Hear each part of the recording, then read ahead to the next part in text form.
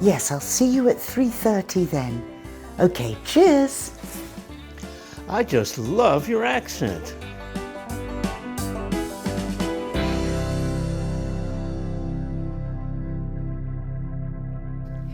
This video was inspired by a great comment we had from a viewer called Tor Malone.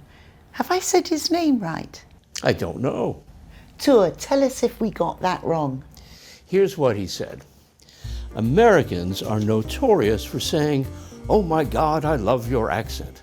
I'm one of them, he wrote. Does it irritate you? We can't help it. British accents are divine. We'd better explain what notorious means. It's similar to famous, but it's when you're famous for something bad. Yeah, a notorious criminal. A notorious computer hacker. And he says British accents are divine. So wonderful, beautiful. He's right. You think my accent's divine too?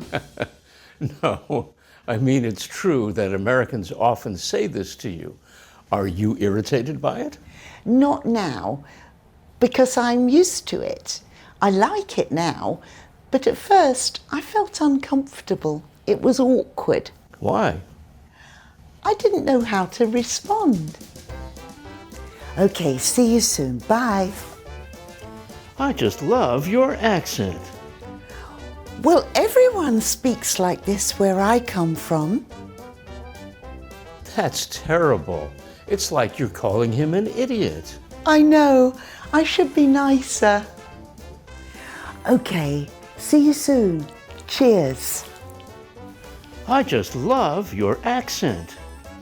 And I just love your dental work. That's terrible too. What's your problem? It's less common to give compliments to strangers in the UK. We have a different way of being polite. What do you mean? Well, there are two sides to politeness, two parts. One part is about being inclusive and warm and friendly and agreeable. Like me. Yeah. Oh, I'm American, and we're famous for being friendly. But the other part of politeness is about leaving people alone. That's polite? Yes. So you don't interfere.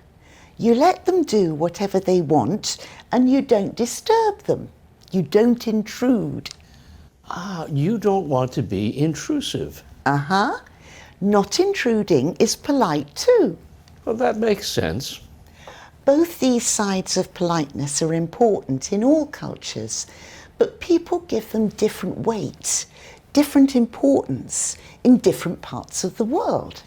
Let me guess. In America, being warm and friendly is more important. Yes.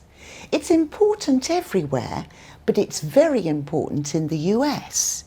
And in the UK, we think it's important to stand back and leave people alone a bit more. Well, we can do that too, but this is about different weightings. Exactly. If you think about the stereotypes of British people and Americans, it's sort of connected.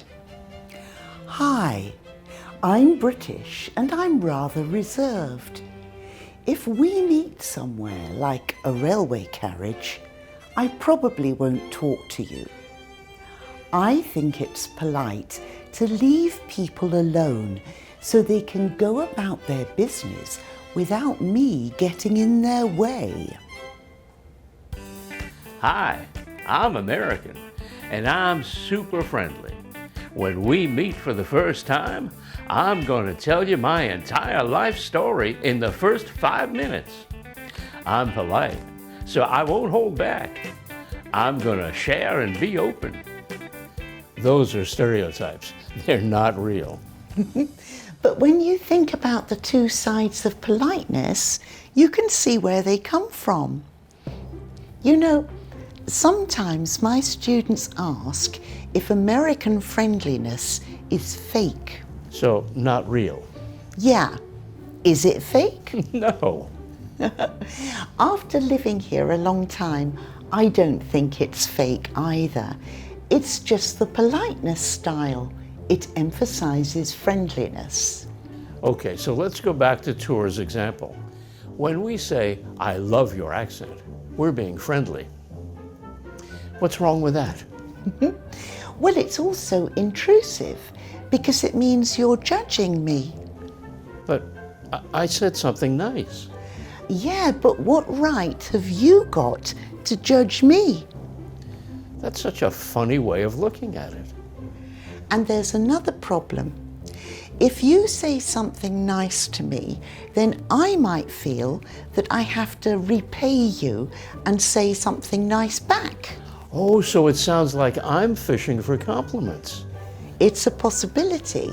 Well, why can't you just say thank you? If I accept the compliment, then you might think that I'm big-headed. Big-headed is a British expression. It means you think you're more intelligent or more important than you really are. You don't want people to think you're conceited. Exactly. You want them to think you're modest. That's when you don't talk about your achievements. Being big-headed is bad, being modest is good. And that's it. Thank you, everybody. Wow, I just loved your presentation. It was awesome. Thank you. I made some mistakes. Oh, it was really good. I forgot some things. I didn't notice. You were terrific. Thanks. I really should have practiced more.